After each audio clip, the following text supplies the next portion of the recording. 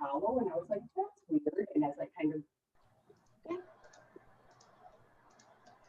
Good morning, everybody. This is our revitalized Pulse Professional Development Series. We've recently named it DIG, for Develop, Inspire, Grow. Our goal of these events are to educate you on ways to advance in your career, meeting leaders in our community, and to build your knowledge base. My name is Megan Spranger, and I currently am employed by Lawrence University as an Associate Director of Major and Planned Giving. Our event today focuses on the digital space and how we can grow our network as well as prospect leads and recruit employees. In a few moments, I'll be introducing our presenter, Chris Burns. And at this time, I'd like to introduce Jamie Celine, Vice President of Economic Development and Government Affairs for the Fox Cities Chamber of Commerce and the Director of Pulse. Good morning, everyone. In 2021, Pulse Young Professionals will be expanding our programming in professional development, social connections, community engagement, and diversity inclusion. Please be on the lookout for our 2021 calendar of events and hold these dates on your calendar. If you're interested in volunteering for Pulse, please check out our website, which I will put into the chat feature of this webinar. From there, you can see the committees and which ones match your interests and fill out an application. And we're always looking for people to help direct our programming in the future. Finally, starting in January, we will be reaching out for members. A $100 annual membership fee will get you free professional development webinars like today's webinar, and will reduce pricing for other events. For companies with several young professionals, we have corporate member options as well. So please contact me if you're interested, and I'll put my email address in the chat as well. So I'll pass it back to Megan. Thank you. Just a few notes. If you have any questions during this webinar, please feel free to submit them via the Q&A box at the bottom of the screen. And we'll do an official Q&A portion at the end and address your questions at that time. Like Jamie said, our next program will be in 2021. We have a date scheduled for February, and we'll be sharing more details in the next few weeks. Following today's event, you're going to receive a survey that we hope you will take the time to complete. This survey will help us decide on future programs that are relevant to what you need or have the most interest in. Lastly, like Jamie said, if you'd like to get involved with Pulse and want to learn more about how you can join a committee, please feel free to reach out. And there will be a comment box in the survey for you to address your interests there as well. So without any further ado, I'm pleased to introduce Chris Burns from BConnected as today's presenter. Chris earned his degree in marketing and is a social media practitioner with more than 15 years of experience in digital marketing. In his current role as Director of Business Development at BConnected, Chris educates and helps businesses understand how to effectively use social media to stand out and help their bottom line. He is a 2018 Fox Cities Future 15 Award recipient and also owns and operates Wisco Wheeler party buses and the Social Station, a party bike that I'm sure we've all seen that provides pedal-powered tours, and it's located in downtown Appleton. Just last year, he became a published author. Welcome, Chris. Welcome, and thanks for having me. I'm gonna go right to sharing my screen. I just wanna say thank you to Jamie, Megan, Scott, and the rest of the Pulse committee. It's good to have Pulse back and get to some new events. 2020 has been a really interesting year, but I'm glad there are some good things in the hopper for the future. And to everyone who's joined the call today, thank you so much for giving me about an hour of your day and listening to this presentation. I hope that I can bring some value. As most of my presentations should be very casual, laid back. So if you do have a question at some point throughout, please feel free to jump in and even just cut me off if you want. Otherwise, there will be, I believe Megan and Jamie will be monitoring the comment section. So if there are some comments that are there, we'll do our best to address those as they come in. And then there'll be ample time at the end for some Q&A for anyone who wants to have some dialogue. So today we're going to talk a lot about social media. We're going to go deep into a couple topics and a couple of platforms, particularly LinkedIn in the second half, and probably a variety of platforms as we focus more on talent acquisition in the beginning. But I'll introduce myself. So as Megan mentioned, and thank you for the kind introduction, I'm Chris with BConnected. We are a local social media management company based out of Appleton. We're a team of about 25. We have a headquarters here in the Fox Cities and a satellite office in Milwaukee. And we do social media. I've been in marketing for 20 plus years, dating back to when I was in high school back in the DECA program. And that's kind of what started it for me. But before we get into the presentation, we have a poll question. And just to better understand who in this chat today uses LinkedIn, we'd like you to answer this quick question, if you don't mind. How often do you use LinkedIn?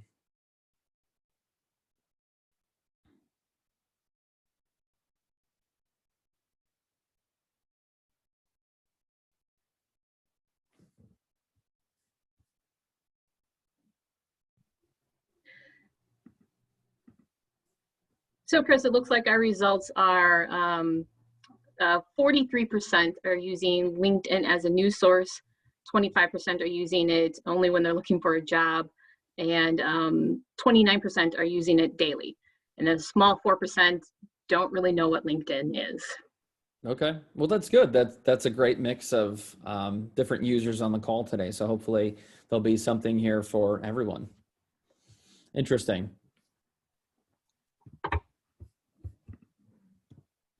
Okay, so as a member of BConnected, I'm obligated to take at least a couple of minutes to tell you a little bit more about what we do, and then we'll get past that boring stuff into the good stuff.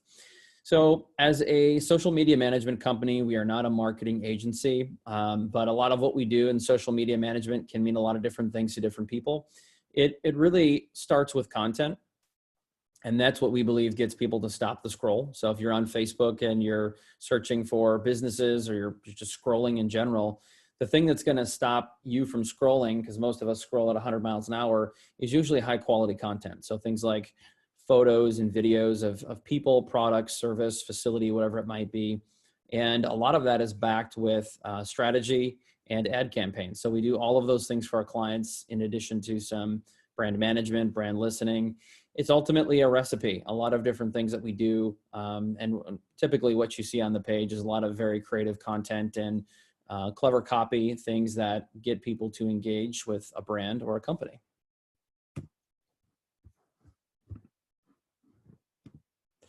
So phase one of this presentation, we'll get into the good stuff, is really going to be focusing more on talent acquisition, talent retention, and a phrase that a lot of us use very frequently is culture.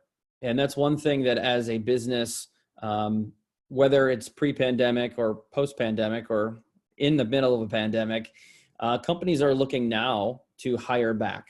And whether they lost or they're growing, there's a lot of companies that are looking for help out there. And there's a lot of different things that companies can do to make themselves relevant or more visible to job applicants. So one of the first things I like to start off by talking about is, before we get into what a company can do to look more attractive, let's talk about the behavior of a job applicant. And 10 years ago, this may look very different. But ultimately, let's say you're not actively looking for a job. You'd be what I would call passively looking, where maybe you're just open to opportunities and you see someone that has posted on LinkedIn that comes across your path. You might say, so what? But if you are actively looking and you found something that you wanted to apply for, what is the first thing you would do? And in many cases, as a job applicant, you're going to go to their website, or younger millennials we find are going to social media first to audit the business. And it's not uncommon that they're spending more time reviewing a company than a company does review a job application. So more importantly, if you go to do this, what are you looking for? What do you want to know? And most job applicants, particularly those who are 40 and under, they're looking for a handful of things. They want to know, are there young people like me who work there? If maybe you're a female applying for a job that's in a male-dominated industry, you probably want to know, are there other females like me who work there? People want to know, am I going to fit in? And ultimately, a lot of people are looking for some of the benefits that you wouldn't normally see in a job post, which are things that talk about culture, team building activities, Christmas parties. A lot of us younger Gen Xers or millennials are looking at how community focused is a company. Do you spend time to give back to the community? Do you donate your time? Do you donate your resources? Do you have a Coats for Kids drive? Do you participate in a 5K? Because ultimately, today now, as we all know, a job is more than just what you do between the four walls of a building for 8 hours, 7 hours of a day. And so people are looking for a lot of the intangibles, which are smiling faces, collaboration, opportunity, like-minded, like people. And so how do you showcase those things? Because typically, I'm getting ahead of myself here, websites are filled with corporate jargon and corporate speak. The things that we want people to know about are kind of our puffing our chest or beating our chest, saying, yeah, we've been around for 100 years or 50 years, and we've got a team of 50, and we do this and we do that. Well, those aren't things that necessarily appeal to anybody when applying for a job. When applying for a job, one of the most important things outside of compensation and benefits is culture.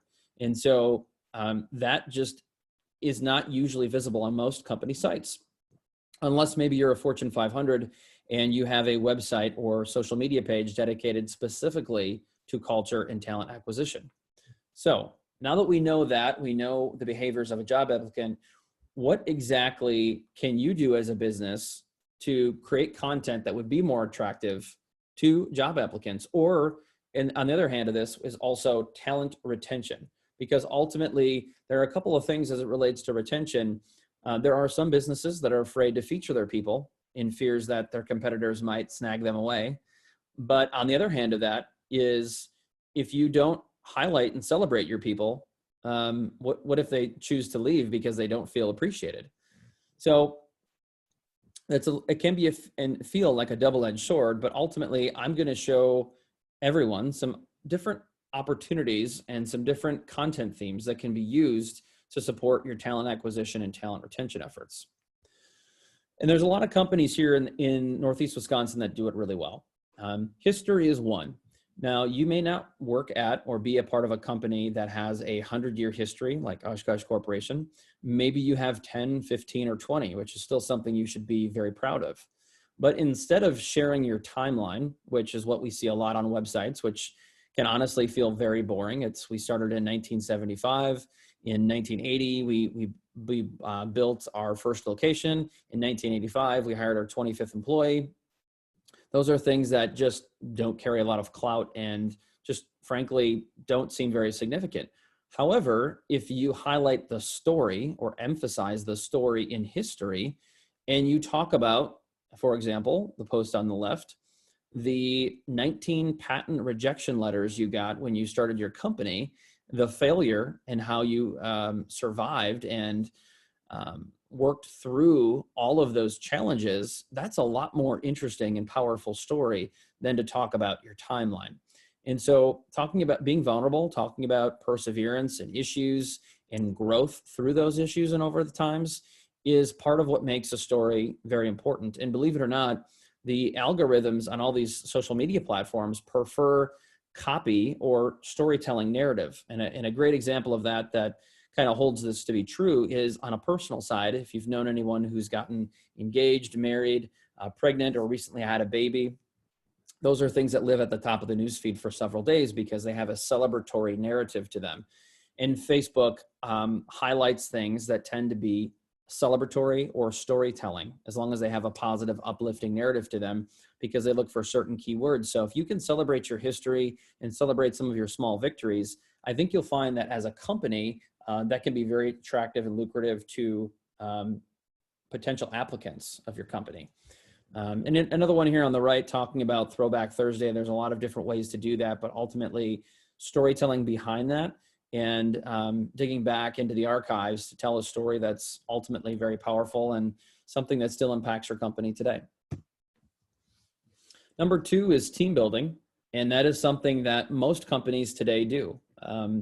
And it could be things that are done within the office. It could be things that are done outside of the office, but ultimately now more than ever, employees, young and old, want to give back and want to support their local communities. We happen to live in an area of the country that is probably one of the most generous parts of the United States, and people here are very giving, and they love to support these different initiatives, from Coats to Kids to other things. And so we at BConnected do a lot of that. We showcase a lot of our team building events, because pre-pandemic we were doing a lot of things outside of the office, like I'm sure most of you were. And what better way to show a potential applicant all of the fun things you do in and outside of the office. So there's just a sense of positive culture, smiling, collaboration, working together. And to me, when someone looks at that, they say, yeah, that's a company I want to be a part of, rather than a company who just shows people in their cubicle working all day. That doesn't seem to be as attractive. While we all know that's part of the job, if you see things like this salt and peppered into your social media page 2 or 3 times a month, it's going to look like a really fun, attractive place to work. Number 3 is celebrating success, or as we call them, small victories. Those are things that we talk about in our team meetings on a weekly basis. And there's a lot of ways to do this, but on the flip side of this conversation, we talk to a lot of businesses that say, hey, you know, we don't really like to toot our own horn.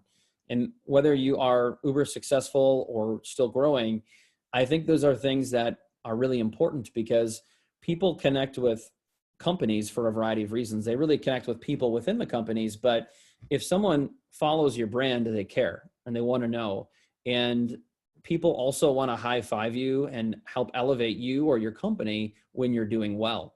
And so if you have awards that you've won, if you're celebrating an anniversary, or in the case of Eagle on the far right, you're celebrating an average employee tenure of 9.9 years, those are tremendous accomplishments, and they should be celebrated. They should be talked about, and you should highlight them, because those are not things that all companies can say. And so you can find a very eloquent, professional way to do them. But again, if you're celebrating success and you have these small victories all the time, that's a type of employer that young employees especially want to be a part of, is a winning, successful culture. Now, this piggybacks off the previous theme, community involvement. In community involvement, again, whether it be in the office or be a team building event, there are so many initiatives, and generally when we capture these moments at BConnected, we're seeing a lot of smiling faces like you see in these photos here. And it really goes to show impact. We're helping the community, we're doing better, whether we be on the company clock or not. And so these are things that people care about and things that should be highlighted. Now, as we start to work our way through some of these themes, you might begin to say, well, Chris, you know, company pride and product pride might have a lot to do with our organization, but community involvement is not who we are. But ultimately, there's a lot of different things that define who your brand is and who your company is. And you have to remember that followers are made up of friends, family, family of employees, your customers, clients, industry folks, community folks. And you want to be able to speak to all the different audiences who follow your page, because if you're e-commerce retail, it's not 100% customers. If you're a nonprofit, it's not 100% donors. And so you have to think about the various audiences who subscribe to your page, and you have to speak to them. And you can't speak to them with every single post, because that's just not possible, but you have to think about these themes and who they're important to and why they're important, which brings us to company and product pride. Again, another one that goes back to the fact that there are a lot of old school companies that just don't like to toot their own horn. They like to fly under the radar. But ultimately, when you think about wanting to acquire customers or wanting to acquire, in this case, employees and good talent, you have to talk about these things, because employees want to work for a successful, thriving, ascending company. And so even if it's just as simple as the post on the far left of American National Bank, talking about your core values and your whys, about how a lot of your decisions go back to these core values, that's important, because now more than ever, with all of the things going on in the world today, social unrest and beyond, people want to do the right thing. They want to be fair. And so if you can talk about how that's how you operate your business, that's going to resonate with customers, prospective employees, current employees, et cetera, et cetera. In the case of VF Outdoor, you want to know that if, again, you're a retailer or you're a manufacturer like they are, that you take pride, you believe in your product, you sell it because you know it's good and you know it's quality, you know there's value, and people believe it. And if they believe it, that resonates with other folks who follow your page. On the far right with Printron, there is a sentiment of thought leadership, and that comes when you have product pride and company pride in what you do. And this talks about the total amount of tenure being 247 years amongst the leadership team. So again, that could be a small victory. That could be part of company product pride. That could fill a couple different buckets, but ultimately showcasing experience and things like care and compassion are also important when we're talking about that. Which brings us to thought leadership as I get ahead of myself here. Regardless of industry, this is something that we just don't see many businesses or organizations doing. And this is something you can do on a personal level too. And we'll talk about this more on the LinkedIn side of things as we switch gears momentarily. But ultimately, whether you're a manufacturer, a retailer, or a service provider like BConnected, you want people to know that you're an expert. Now, you don't want to say, hey, we're the experts, we're the best in the industry, but there are ways you can demonstrate that and show it through content. So we created a product, which is ultimately a podcast called The Sponge Show. And we document how we do that. This is on the far left, which you see behind the scenes content. And so we teach people and educate them basically about what we do. We give away the farm, and we want to be able to help people. And as a byproduct, we feel as though that will bring us business in return. So we showcase a lot of different educational information to try to bring people into the funnel to get them interested. And it's something that's worked for us. In the course of Eagle Performance Plastics, they demonstrate this in a different way. They have a room in their facility called the Da Vinci Room, where it allows people to go in there to harvest their creative energy, to think and be in an environment where they can concentrate. And they want that to spur creativity. And so they talk about that. They talk about the different things that make them unique and help them create and help thought leaders grow. And so there's a lot of different ways to go about thought leadership content. It could be educational videos, educational podcasts, photos, text posts, anything that's adding value to someone's newsfeed and potentially something that teaches them something. That is the number one reason why YouTube is so successful and popular. And if you can do that on your page, I can guarantee you will cultivate more engagement and you will cultivate more growth over time. So this one seems really simple, and it is, but ultimately, do you know how to have fun? And again, whether you're a retailer, service provider, manufacturer, any business, you really should try to focus on the fun side of things, especially if you're a corporation, because a lot of times corporations are buttoned up, they're very polished, they don't really show the human side. And if you want to connect with your audience, which you should, because social media is designed to be social, you need to be vulnerable. You need to get in front of the camera. You need to show the people, and you need to showcase the things that maybe aren't related to your product, but part of what makes your culture who you are. So at BConnected, we did this thing at our holiday party a year ago, which was a photo challenge. We have a lot of creatives on the team, a lot of photographers and videographers, and we gave each group challenges to do certain things. And so the post on the far right was try to emulate the photo from the iconic pose in Titanic. And we had people vote on it. And so we showcase our culture, but we also like to have fun with some of our team building events and challenges. And so we show the world that, even though it might not be super relevant to what we do. And I would say that in the cases of companies that have a ping pong table or an arcade machine or something like that in their lounge, it may seem very elementary, but showcasing some of the fun that you have within the office, even if it's not work related. Celebrating your people. This one is often met with a little bit of pushback, especially at first with some of the old school companies that we work with or traditional companies. And they say, you know, why would we want to do this? If in the case on the right, Mark is very important to our team. We can't lose him. What we tell a lot of people is you can't be afraid to showcase your people. You can't run a business afraid. And so ultimately by showcasing your people, you're showing, hey, we appreciate them, we love them. And instead of just showcasing them and talking about who these individuals are, tell their story. Talk about how Mark started with the company 20 years ago in an entry-level position and worked his way up to a vice president of engineering, whatever it might be, and celebrate him for the progress and the growth that he's made as a person and within the company. Now, on the far left, we have a gentleman by the name of Billy, who's been with the company for 3 months. And somebody might say, well, why would we showcase someone who's brand new employee versus someone who's been here for 20 years? And the point is, well, everybody's valuable. Everybody is as equal as the other person. And if you can showcase those things, people will see that as being valuable. They care about everybody. Everybody is treated equally and fairly. And those are things that are really important, and even more important as we look into the future with a lot of the things that are happening in the world today. Diversity and inclusion is kind of a given and almost a no-brainer today. If those are things that are important to your organization as they should be, if there are different policies and procedures you've implemented, those are things that should be talked about and certainly not hidden. There are a lot of companies that are either revising their policies or they're creating programs for employees. And it's a topic that shouldn't be avoided and doesn't have to be, but if it's something that's on your radar, I highly encourage companies to talk about it.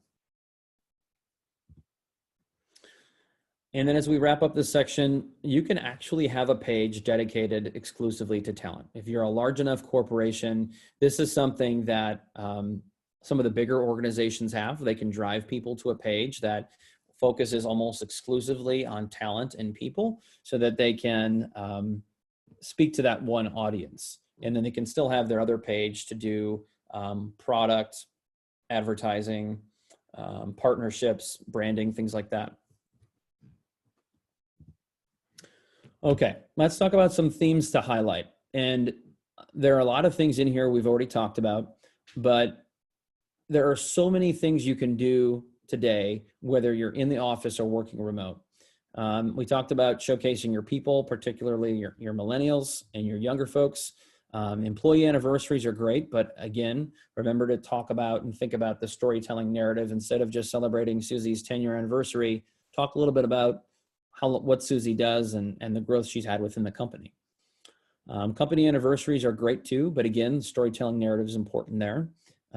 It's great to highlight any type of nonprofit events that you're a part of or sponsorships, because again, community is important to a lot of us. Opportunities for growth. And you can't just say, hey, we have opportunities for growth, but you can highlight those things through talking about employee anniversaries and company anniversaries and throwback Thursdays and featuring your people in general. Employee testimonials are really great, just like customer testimonials are, because ultimately there's nothing more powerful or believable than having an archive or a folder full of videos that talk about how great the company is and allowing people to share their own true, genuine stories. You can brag about your employees. You can host a Google Hangout. Those are things that, or a Zoom. Those are things that perform really well on social media. I really like when companies talk about their training and development opportunities. We at BConnected have professional development opportunities that we put our leaders through.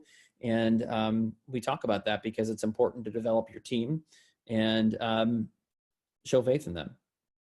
Smiling faces, as much as this seems very elementary, that is one of the #1 types of performing content on social media because it just resonates with people. It feels very infectious and it's very likable content. Showcasing company growth and celebrating those small victories, team building events, innovations in technology, especially now more than ever. If people can't get to you or see you as much as they normally would, they want to know new developments. And even though some things might seem small, whether it be a small renovation or maybe a redesign of your showroom, showcase that to the world because people want to come see it eventually.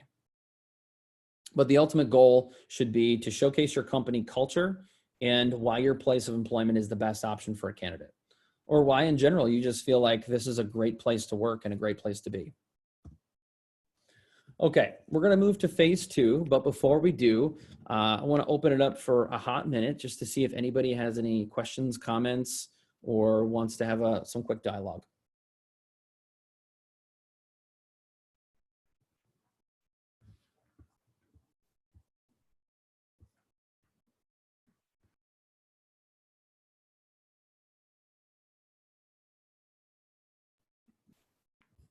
Okay, well, if nobody has any questions or comments, I'm going to dive right in. And we're going to focus on LinkedIn. So as the conversation started, there were basically three main groups of people who use it only when they're looking for a job, people who use it frequently, and there wasn't a lot of people who use it daily like I do. But I remember back in college or post-college, LinkedIn was really designed as a platform for people looking for a job or headhunters. And it was always wise to have a profile, but people just didn't use it very frequently because it was a much different platform then. Since that time, it's been purchased by Microsoft, and it is a big social media platform. It eventually, it will and has started to look more and more like Facebook, which I think is part of the intention. However, there are a lot of features and benefits that LinkedIn has that the other platforms do not, which we'll talk about shortly. These facts are probably 9 months to a year old, or the best pieces of data I could find. So they're probably a little behind, but ultimately you've got 400 million active daily users. I would venture to say that number's probably just shy of 500 now. 700 million monthly users. Now, keep in mind when I talk about those first two data points is that LinkedIn is a platform people tend to use weekly at best. Whereas we're talking about Facebook people using it multiple times daily. I would say the average move for users is once or twice a month. But that is changing. It used to be once a month at best. It's because it's become a legitimate business social media platform. 2 new users are joining every second, so it is very much growing and ascending. It's got a long ways to go before it takes over Facebook or even TikTok for that matter. 51% of the people use it via mobile. I'm guessing that number is north of 70 at this point. 39% of users pay for LinkedIn, meaning they have one of the premium services. We won't talk much about that today, but one of them is called Sales Navigator. 40% of users use LinkedIn daily, which again is a number that's definitely growing. I would be surprised if that wasn't over 50% at this point. 1 in 2 profiles belong to recruiters, or 1 in 20, sorry. So again, it is not really the platform that people are using exclusively for that. In fact, I would venture to say that that is a very small percentage of the core reason people are on it or are using it. There are over 3 billion business pages, 3 billion, which is a lot. That is not as many as there are Facebook business pages. However, if you do not have a business page, you are solely missing out, because this is truly one of the best social media platforms for businesses right now. 18% of millennials are on LinkedIn, and that number is definitely growing over 20%. It is just not a place where you're going to find a lot of young millennials. You're not going to find a ton of teenagers and 20-somethings or early 20-somethings. However, there's going to be more and more of them that get on the platform as they work their way into their career and find this a useful tool. There are a lot of colleges and college professors that are encouraging their students to get on and use the platform. We're even seeing that at a high school level, so that number will continue to change. And some of the really important things, if you're looking at this from a business perspective, is that 41% of millionaires are on LinkedIn. Now, I don't know about you. I don't know a ton of millionaires, but not a lot of them are on Facebook.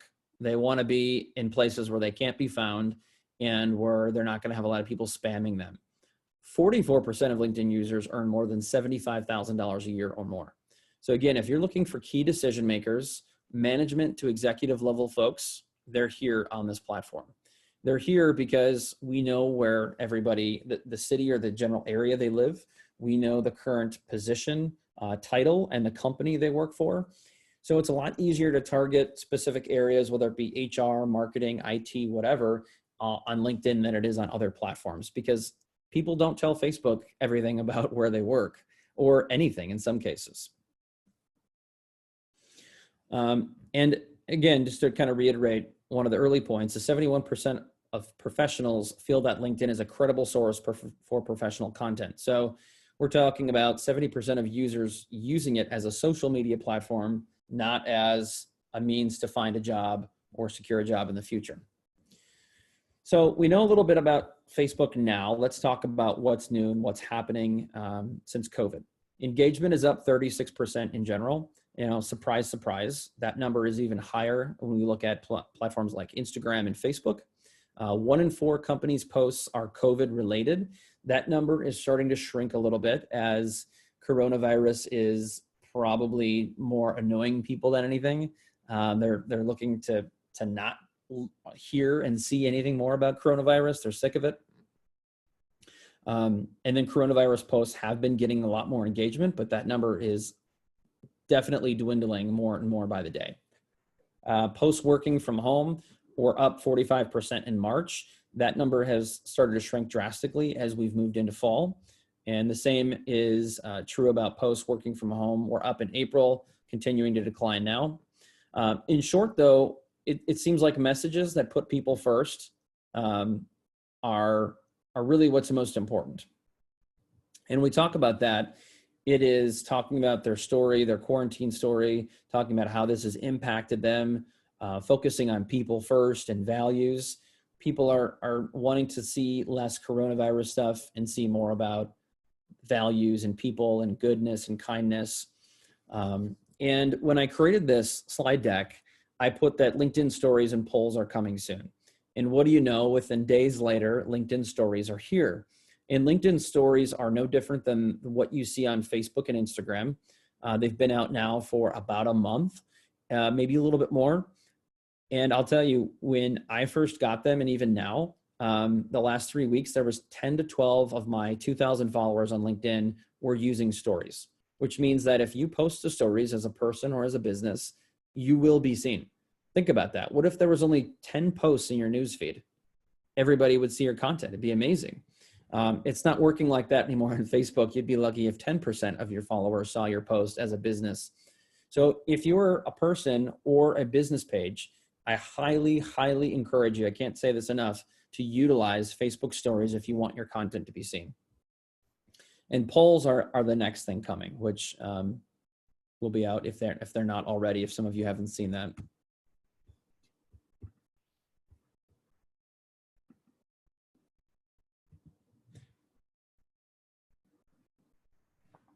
Okay, so what do people use LinkedIn for? I mentioned a lot that it's not heavy for talent acquisition or for people looking for jobs rather, but industry news, community news, expert advice. I follow a lot of different people who are entrepreneurs like myself, and I'm always looking for that same kind of energy and new ideas and concepts. LinkedIn, as of about a year and a half ago, rolled out career training. These are mostly free modules that you can take, you can watch in a matter of 15 minutes to an hour, and you can learn about things from diversity and inclusion to marketing to Photoshop and beyond. And they even give you these little certificates that you can post on your page that say that you went through this module and you educated yourself about X, Y, or Z. We talked about the talent side, peer insights, keeping up with people who may be college roommates, former colleagues of yours, current colleagues of yours, content published by influencers, and on and on. There are really a variety of reasons why people use the platform. And that's one of those things that people forget about, particularly those who are new or haven't used the platform. There are a couple of things that you want to avoid when using the platform. Again, whether you're a new user or an advanced user. And these are some things that we can't underscore enough, especially if you're someone in the sales field. You'll find that you may not have a tremendous amount of success if you're using it as a one-way door, meaning that, you know, you're just connecting with people and you send them messages, hey, can we set up a time to talk? As someone who's grown my network a lot over the last couple of years, I found that probably 60% of the people, if not more, who want to connect with me, I connect, and then they've got some sales pitch seconds later and they want to meet with me, and then they send me a message for 4 days consecutively until I block them. And so the best way would be send me a message, try to get to know me. Don't make it seem like you're here to spam me or hard sell me something, because that's just not going to work. That ends up turning people off and turning people into blocking you rather than just ignoring you. Don't send out mass communication, so don't copy and paste with your messaging, or post consecutively day over day about, you know, trying to sell your product or service. And certainly the first thing you need to do is focus on building your network and not trying to do these things without it, because that would be like yelling in the woods. You can yell all you want, but nobody's going to hear you. Ultimately, you can't do any of this without a plan. So if you're going to go throw things against the wall, even though this might be one of the best B2B platforms out there, you're probably not going to have a whole lot of success. Like anything, you can't let your inbox pile up.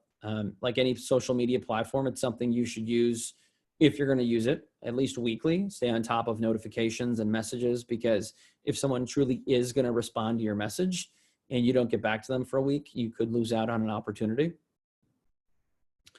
You don't want to use the platform passively, and this is true for all social. A lot of us on the call are probably not those who are the keyboard warriors, but most people are starting to use social more passively.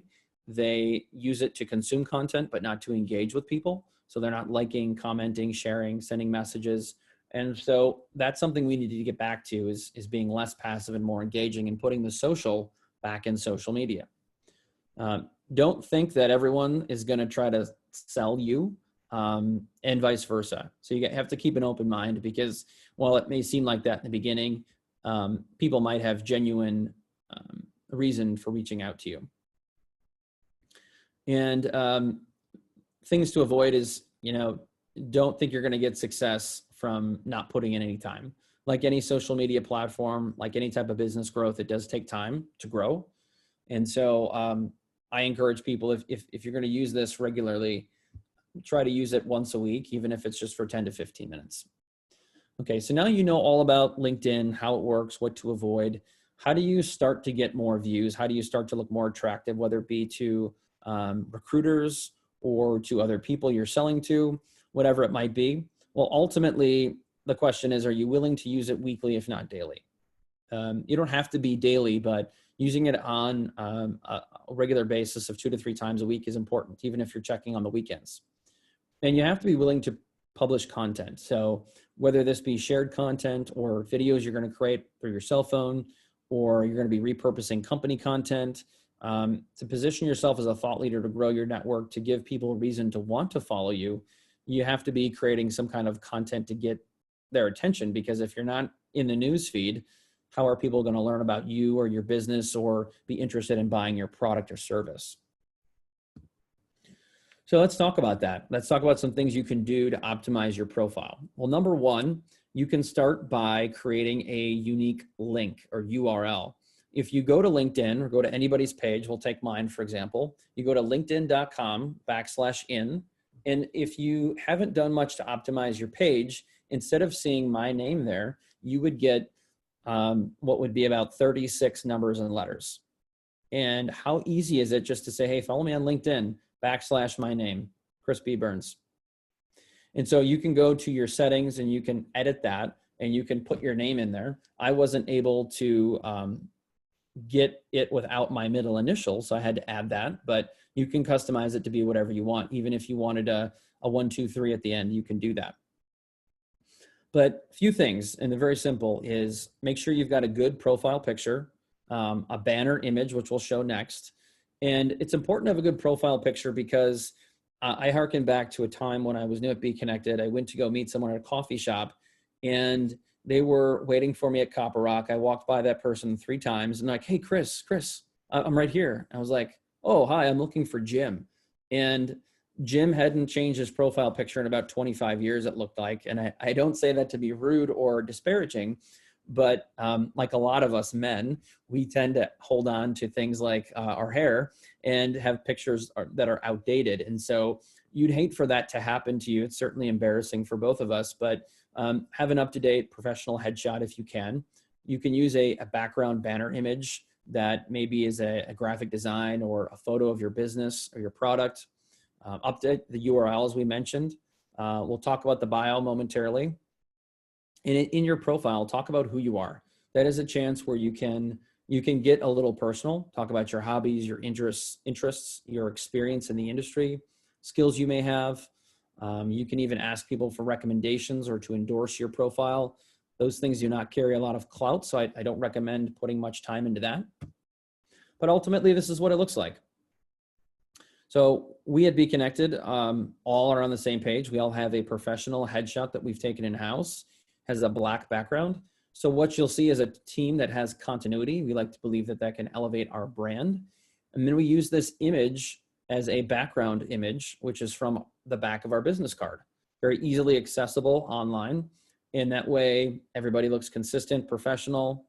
As it relates to below your name, I put in a few things. Instead of just saying Director of Business Development, to me, that's kind of like, so what? Like, there are so many people that do that. I want to let people know what it is that I really do, which is I work in social media. I help people with social media. I'm a consultant. I do some public speaking, air quotes. I'm an entrepreneur. And so there are ways of going about that without putting your job title that may look more interesting and appealing. If you're someone like me who has a day job, but also owns another business, you want to make sure that you're leading with the right business. So on the far right, you see I have BConnected above my university. I want people to know that's who I am. I'm Chris from BConnected, not Chris who does something else. As we go down to the About section, that's an opportunity, as I mentioned before, to let people know a little bit more about who you are, what you do, what you're interested in. Feel free to copy and paste from my profile. In all honesty, I've looked at dozens of profiles to determine kind of what I wanted to say and how I wanted to say it. I didn't want to come off salesy, but I wanted people to know that I've got a lot of experience and passion and energy as it relates to the marketing world. And so that's what I choose to put. There is no right or wrong answer, but ultimately you want to craft a message that showcases your passion and your expertise. And this is probably about as long as you'd want it to be, although I have seen some that are longer. So now that you've done that, you've probably noticed this red, I put a red box around it, the box of people on the far right. Some of them I know and I'm actually friends with. But if you're in a space like marketing where you could have a lot of competitors, or maybe you're in insurance or finance or something like that, do you want people who connect with you to connect with your competitors too? And in some cases, the answer is no. In other cases, the answer is like, well, I really don't care. But if you do care about this, you can actually disable this from your page. And it's very easy to do in your settings. And I just like to make people aware of that because there are some folks who are more sensitive and are not interested in that. As you scroll down on your page, you're going to see sections about your job and where you currently work. Now, you can choose to connect with your brand as you should, and you should make sure that everything's correct, the correct start date, the correct city, the title of your job, and then it's in some cases up to you to insert an About section. Now, you could copy and paste from your website, which I'd encourage people to do, or you can edit that to be more specific. If the About Us page is really, really long, you can paraphrase. And then manually, what you'll have to do is create links from YouTube and embed them here. LinkedIn does not automatically pull these in, but if you click the pencil marker up at the top below the plus sign, it'll allow you to add a couple of links to help showcase what it is your company does and who you are. I actually need to update this, so this is a great reminder. But again, another way to keep people more focused and spend more time on your profile if one of your goals is to build your audience. We talked about posting before. It's something that really can't be underscored. Whether you want to be an expert or a thought leader like me, or you want to create this content on behalf of your business, it's very easy to set up your phone on a tripod. And that's what I do. While I can use a camera, that is a big time suck. It's a big investment of time, which I don't have. So I choose to use some lighting. I've got a tripod, a ring light, and a microphone attached to this. And I create these educational videos and educational posts a couple times a month. I'm typically, as you'll see, and as I've mentioned many times already, focusing on the storytelling narrative, inserting a variety of different hash marks as well, or hashtags, I should say. And you'll be surprised, the more you do of that, the more engagement you're going to build over time. If you want to create some content, it's just as simple as this. When you log on to your Facebook or your LinkedIn, sorry, you select the create a post. You can also choose to write an article, which is going to look and feel more like a blog post. And you'll have an opportunity to hit the camera button or the video button to upload the visual content attached to that. And again, something I would encourage everyone to do. You can share content. I share content all the time, whether it be different workshops that I'm doing, much like the one we're on today, or sharing things from the local chamber, the CVB, from your current employer, like I did from BConnected here on the far left. Things that are, I would say, relevant, things that we're celebrating, things we're happy about, big news. You don't feel obligated to share everything, but you should take pride and share content occasionally, whether it be once a week or more. I know I talked a lot about the profile and how to do that, but it's important, and it's important for a variety of reasons, because profiles with headshots get 14 times more profile views. Profiles with photos get 21 times more views, and profiles with photos get 36 times more messages. Now, if people can see you, basically, they're more likely to interact with you. It gives them the sense that you're active on the profile or on the program than someone who doesn't have a profile or doesn't have their profile completed. And then 13x increase in profile views for LinkedIn members that have skills listed on their profile. So again, basically there are a lot more data points like this, but we get to the point, which is complete your profile, and you're going to find that more people will find you, and you will have more engagement, more visibility on the platform.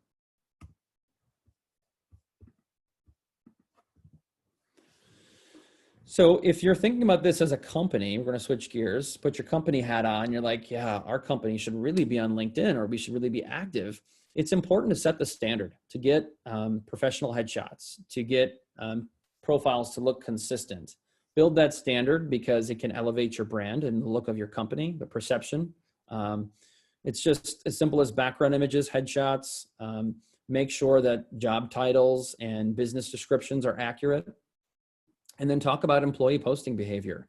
Encourage your staff to get involved, because there are a lot of reasons we're going to talk about in some upcoming slides why your company can benefit, or you can benefit from your company being active. And it's for this reason right here, which is there's almost no platform in the world where organic reach is 100%. TikTok, maybe they're encouraging, or they're working on their algorithm, but to my knowledge, there's no platform that has what LinkedIn has, which is if you post something, everybody who follows you will see it. So long as they're logging on in the next 3 to 4 days. And that is the power of LinkedIn. Now, we can go one step further. If you have 10 employees at your company and your page posts something, and all 10 employees liked that post, you've just 10x'd the reach of that 100% organic reach. So think about that for a second. If you compare that to Facebook, which has about 10% organic reach, I could like something from my business page on Facebook, but no one will see that. It doesn't automatically show me, oh, Chris liked this post. If I see it in my news feed, it might show me, oh, you have 3 friends that like this, but you don't get that same traction, that snowball effect that you can on LinkedIn. So now more than ever, where Facebook's becoming a pay-to-play platform, just like Instagram and others, why not double down on a platform that has 100% organic reach? And this is true whether you're thinking about this from an individual personal page or a business page. It makes sense to really harness the power of LinkedIn. And being that it's owned by Microsoft, they're going to continue to roll out features that will make it look and feel more and more like Facebook.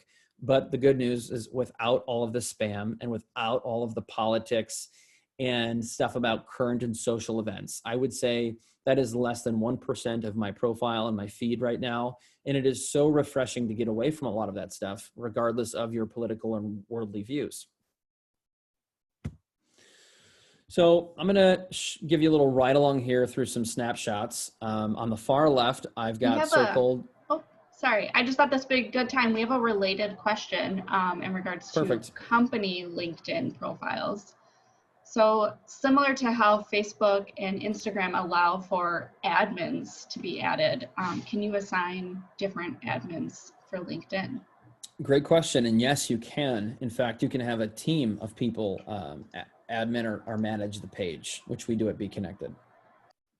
And you should. And the reason for that, and we hear this so often when maybe a marketing manager leaves or they get fired, all of a sudden nobody has access to the social media outlets. And this seems to happen all too often. And the way to prevent any type of shutdown or lull in posting is to make sure that you have 2 or 3 people at least connected to the social media pages, so that if something does happen for any given reason, other people have access and can utilize that from an admin side. Do you have a quick answer to how someone can enable an admin selection? Not probably without showing you, but what I would say is shoot me an email and I can either walk through you with that over the phone, or I could send you an article on how to do that. It's pretty easy.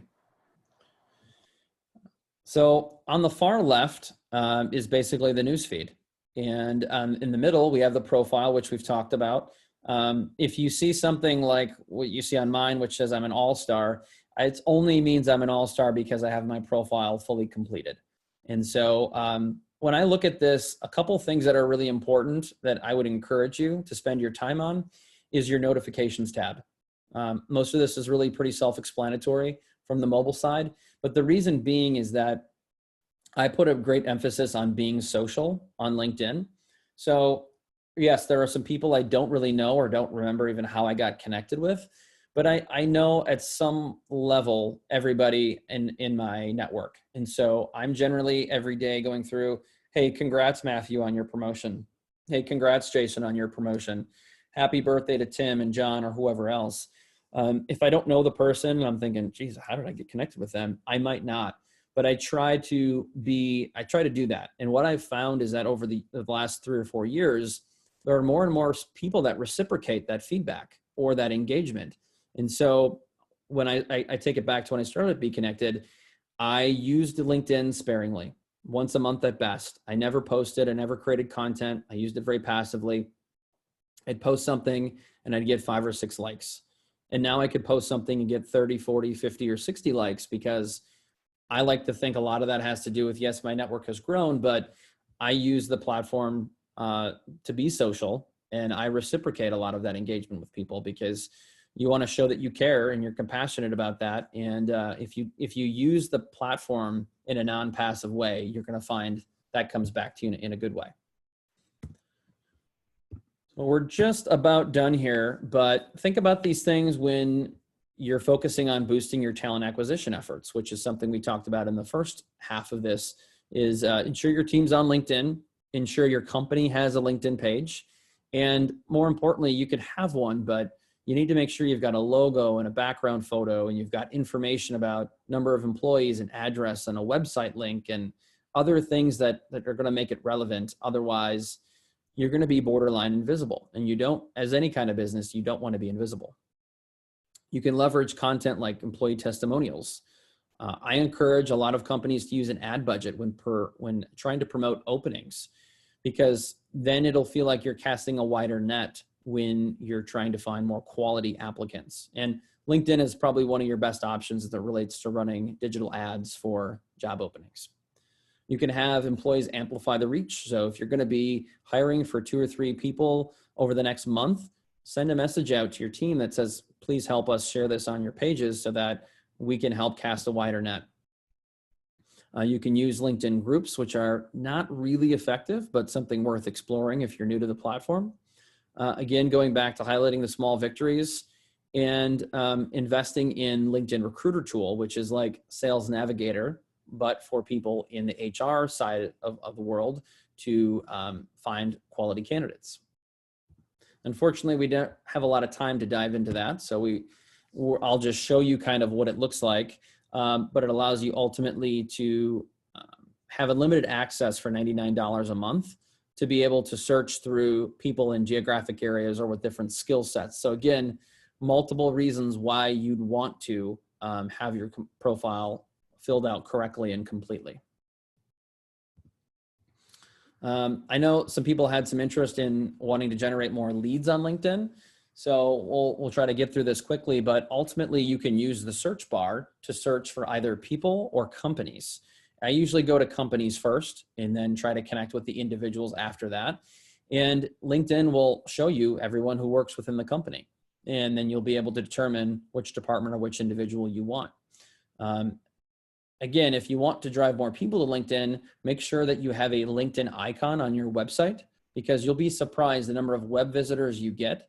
A lot of people like myself, I'm scrolling to the top or the bottom to navigate to their social media profiles. And if all you have is Facebook and Instagram, you're totally missing out on another platform that someone might want to find you or follow you on. You can also add your personal or business LinkedIn profile account to your email signature.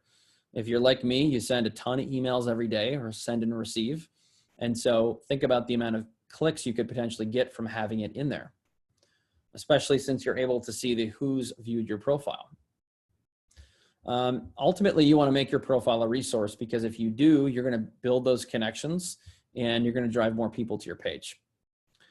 You can harvest some great leads from LinkedIn groups, which I mentioned previously. It's something that's not quite like Facebook groups. They don't have the density of population or people, or even the frequency of use, but that may change from group to group. Chris? Yeah. We have another question submitted. Do you feel like Sales Navigator has more functionality than Recruiter? Could you use Sales Navigator for recruiting? Yeah, I suppose you probably could.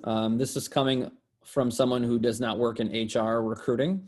But I think ultimately, if you were looking for recruiting long-term, I don't know that Sales Navigator would be the best tool. I think Sales Navigator is a little more limited into the amount of people or the number of connections you can make on a monthly basis. So ultimately, I would not recommend it. In fact, I'm not even a big proponent of Sales Navigator. If you have a limited budget, I would recommend not using it. But if you have the flexibility to spend that, I think it's $70 a month, it can be a very good tool. But from my understanding, I know more businesses that have not been successful with it than businesses that have, for whatever that's worth.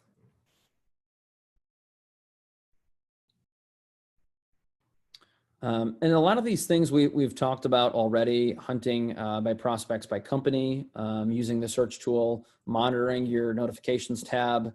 And this is really just the tip of the iceberg, but for purposes of time, I mentioned the email signature. I'm going to skip over that. I'm gonna fast forward to the end and ask if there's any questions. And with that, I just want to say again, thank you for giving me about an hour of your day. I sincerely appreciate it. I hope that you found some value in the presentation today. And I'm open to connecting with anyone either during the presentation or after.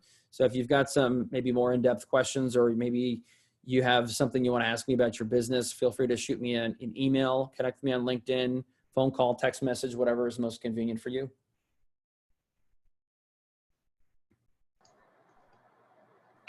It looks like there were no other questions submitted, so we answered all the ones that were submitted throughout the webinar. And you Okay. actually answered a lot of the ones that the committee had in preparation for listening to this. So thank you so much. Yeah, my pleasure. We can open the dialogue to things that are not related to talent acquisition or LinkedIn. Really anything social media, we can open the conversation to, or digital marketing.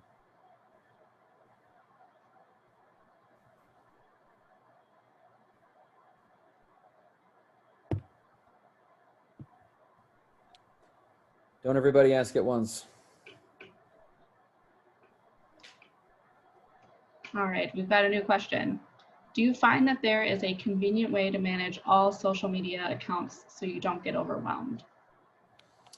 Yeah, good question. So that is a stress for a lot of people who manage social or work in social.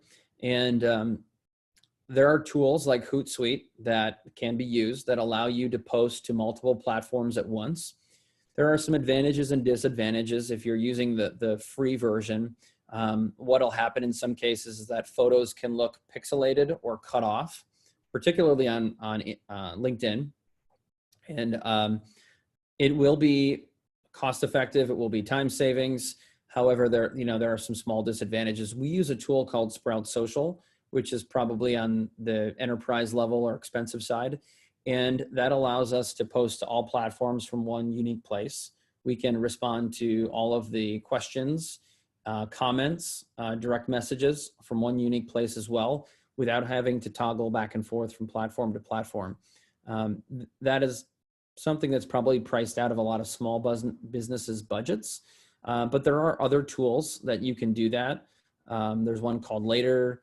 There's TweetDeck. There's a variety of others. Some have limitations greater than others, but I would definitely recommend looking into that. And some of them are not very expensive either. Do you have recommendations on best times to post on various platforms? Is there a unified time or are they different? Yeah, another good question. So they are a little bit different. If we talk about LinkedIn, which is more of a professionals platform, you think about people are most likely to use that during the day, which is not 100% true, but mostly during the day. And also think about this is that people tend to take off the most on Fridays, or they cut out early. So you're not likely to get a lot of usage or a lot of visibility on a post on a late afternoon, particularly on Friday.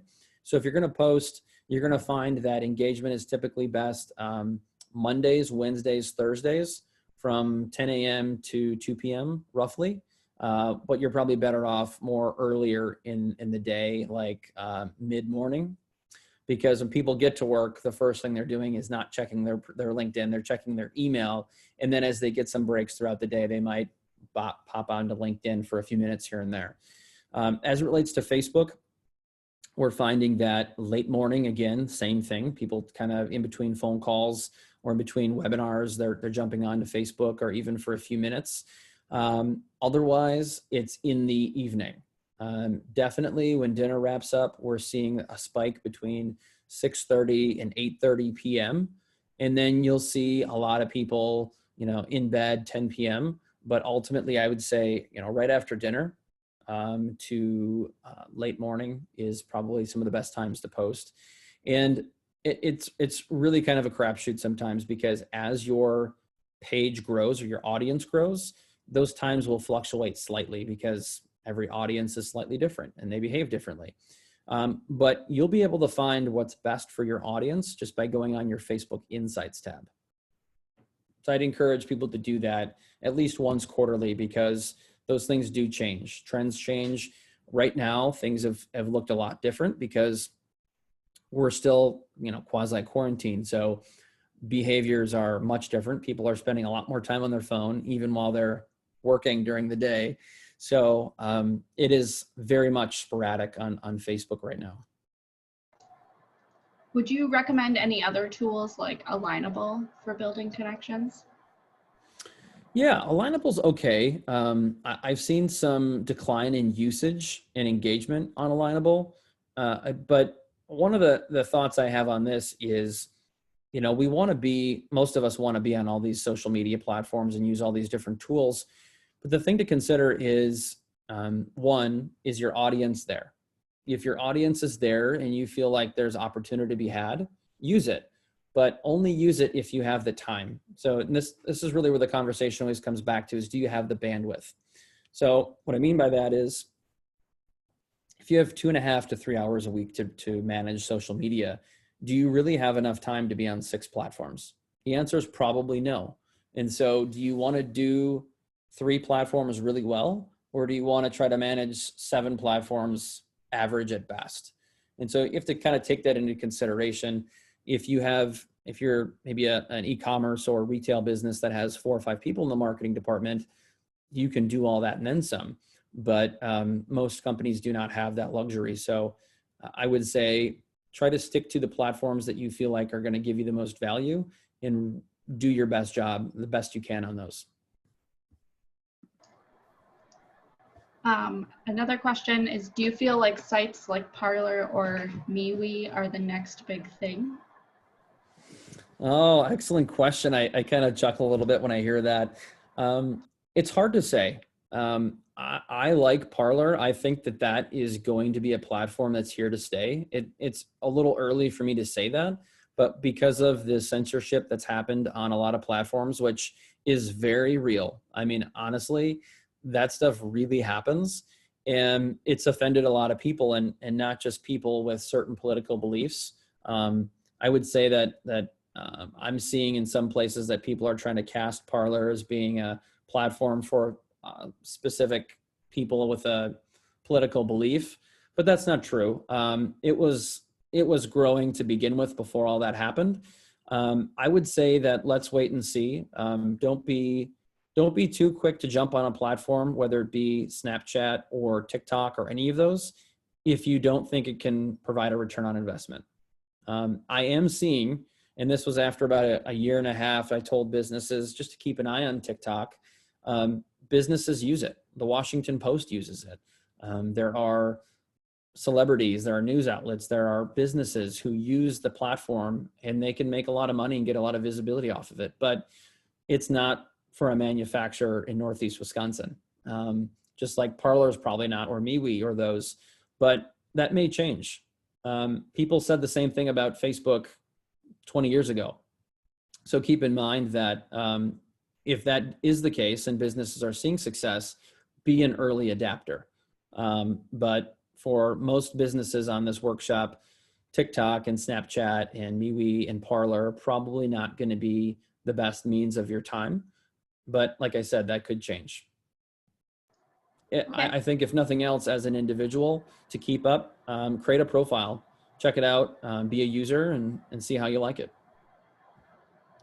I think we've got time for one more question. So what are your thoughts on having multiple company profiles on the same platform to accommodate different product lines? These product lines all have very different target audiences. Could you repeat the question one more time? I just want to make sure I fully understood that. Sure. What are your thoughts on having multiple company profiles on the same platform to accommodate different product lines? Ooh, good one. That's maybe the most complex question yet. I like it. I think that there's a couple ways to do this. And I just had this conversation with a marketing agency last week, which is, say you have a corporation, like Oshkosh Corporation or any others that have multiple brand segments. How do you go about that? And the thought is you could have each business have its own page, its own living, breathing entity, because they are all separate technically. Or could you have, like in the case of Facebook, have location pages where they're basically a subset of the main corporate page? And you could do that too. I like the idea of each product, or if it's a brand per se, having each brand have their own page and then have a corporate page as well. And the reason for that is if you have 3 different product segments or 3 different industries you're in, even if they're somewhat complementary, you're not going to have the same customer for each one of those products or each one of those brands. So it's very likely that a customer will only follow one of those 3 brands.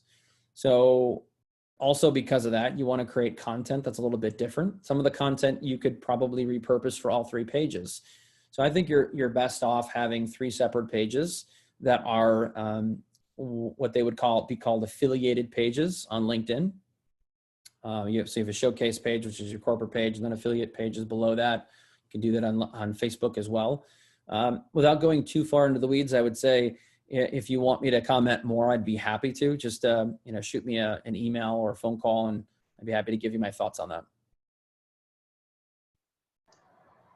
Great, thank you. Thank you for spending this time with us this morning and sharing your knowledge and deeper information on how we can better connect on social media and be really intentional with talent acquisition, both acquisition and in retention using those platforms as well. So.